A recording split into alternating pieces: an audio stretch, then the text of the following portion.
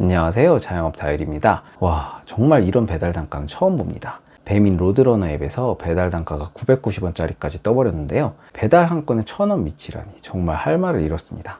거기에 추가 콜로 뜬 게 1320원. 정말 이제는 말도 안 나옵니다.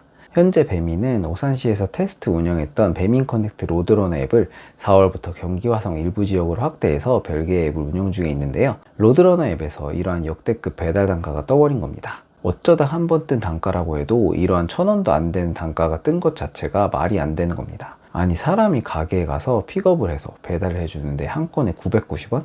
그것도 1.2배 프로모션이 뜬 가격입니다. 배달 거리가 아무리 가까워도 가게에 도착해서 픽업하고 배달하는 데까지 최소 10분은 걸립니다.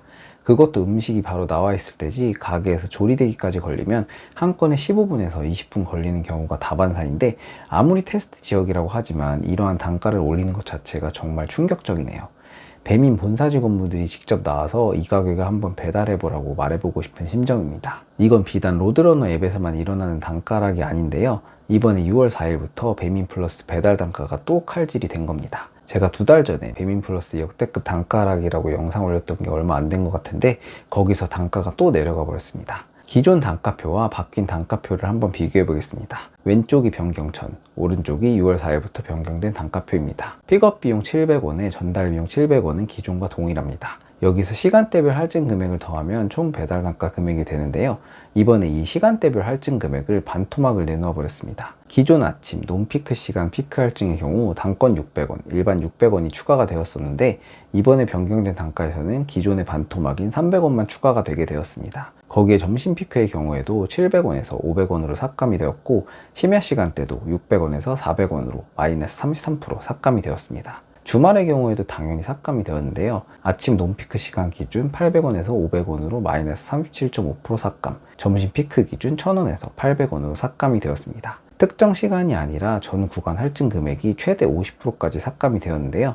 거기에 만약에 한 집에서 2건을 픽업해 갈 경우 한 건당 배달비는 더 내려갑니다. 픽업 비용의 경우 같은 집일 경우에 한 건밖에 주지 않기 때문인데요. 최악의 경우 기본거리 2건 픽업 시에 가장 낮은 평일 아침 논피크 시간 변경된 배달비 기준 픽업 비용 700원 플러스 전달 비용 700원 곱하기 2개 플러스 피크 할증 300원 곱하기 2 하면 2700원으로 한 건당 1350원이라는 정말 말도 안 되는 단가까지 떨어지게 됩니다. 물론 삭감만 한 건 아니라 기본 할증 단가를 삭감하는 대신 세트 클리어 시 건당 500원씩 추가 보상금이 생긴 건데요. 단가표에 보시면 팀 보상이라고 관리비 지급 기준 달성 시 유효 처리 물량만큼 단건 일반 모두 건당 500원씩 추가로 보상해주는 항목이 있는 것을 확인할 수가 있죠.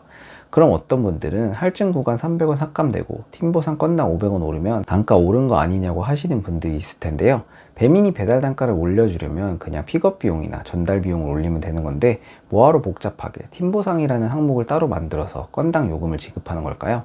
그 이유를 알기 위해서는 밑에 2개의 각주를 살펴봐야 합니다. 먼저 첫 번째 각주를 살펴보면 유효 처리 물량은 전체 발주 물량을 넘을 수 없음이라고 되어 있습니다. 배민 플러스의 경우 일주일 단위로 수행해야 하는 배달 건수가 정해져 있는데, 한 세트가 750건입니다.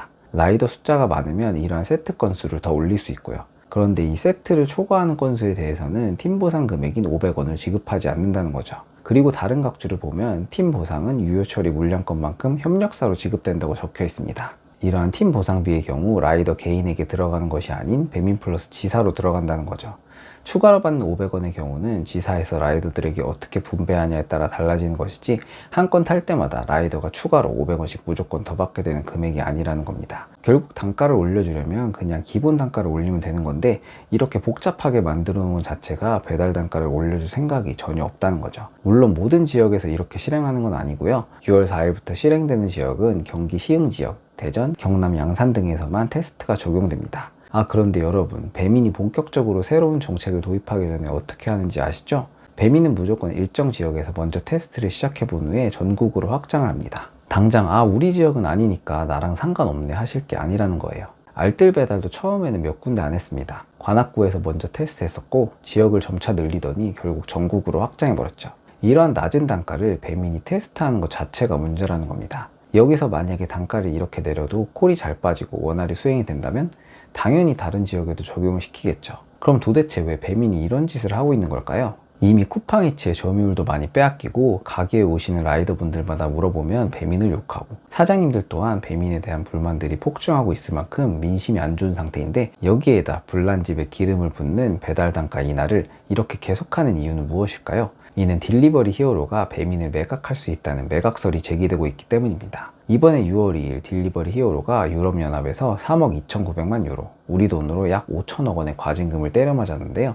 딜리버리 히어로는 당시 배달앱 경쟁사였던 글로보와 핵심 부문 직원에 대한 상호 고용 제한에 합의하고 서로 직원을 빼가지 않는 일명 노포칭이라는 합의를 했습니다. 이러한 합의는 경쟁사 간 담합에 의해 노동자의 이직을 막는 사실상의 불공정 행위로 간주되어서 이후에서 어마어마한 과징금을 때려맞은 건데요. 이러한 과징금을 내기 위해선 딜리버리 히어로에서 현금 확보가 필요해진 시점이죠. 거기에 지난달 24일 진행된 독일 딜리버리 히어로의 실적 발표 컨퍼런스 콜에서 배민의 부진을 콕 찍어서 투자자들에게 이야기했습니다. 올해 1분기 아시아 지역 거래액이 전년 대비 12% 이상 감소한 어닝 쇼크를 기록한 건데요. 특히 한국을 빼고는 전 세계 거래량이 22% 증가를 했는데도요. 딜리버리 히어로의 경우 현재 한국의 배민 외에도 아시아와 유럽 등에서 12곳 내외의 배달 플랫폼을 운영하고 있는데, 특히 2015년 인수한 탈라바트 앱이 중동 지역을 중심으로 급성장하면서 회사 전체 매출의 40%를 올릴 정도로 압도적인 플랫폼으로 성장했습니다. 예전에는 배민이 딜리버리 히어로의 캐시카우였다면 이제는 점점 몸집이 줄어들고 지는 해가 되어가고 있는 거죠.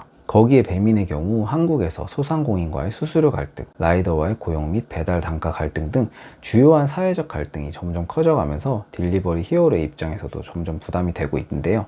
특히 이번에 새 정부가 출범하면서 플랫폼 규제 강화 기조가 강해질 가능성이 매우 크기 때문에 배민 입장에서는 플랫폼법 등의 규제가 시작되기 전에 빨리 매각하고 현금화를 시도할 가능성이 높다고 생각이 됩니다. 배민은 지난해 배당으로만 4,127억 원을 챙겨갔고, 보유 자사주를 배민에 넘겨 소각하는 방법으로 5,372억 원을 회수하는 등 이미 9,500억 원을 회수한 상태이기 때문에 기존 인수 금액인 4조 7,500원 중에서 어느 정도 적절한 가격 협상을 통해 매각을 시도할 가능성이 충분하죠. 이러한 매각설에 대해 DH 측은 뉴스의 본사와 자회사와 관련한 시장의 추측에 대해선 공식적인 입장을 밝힐 수 없다고 말했지만 충분히 예측이 가능한 시나리오라고 생각됩니다.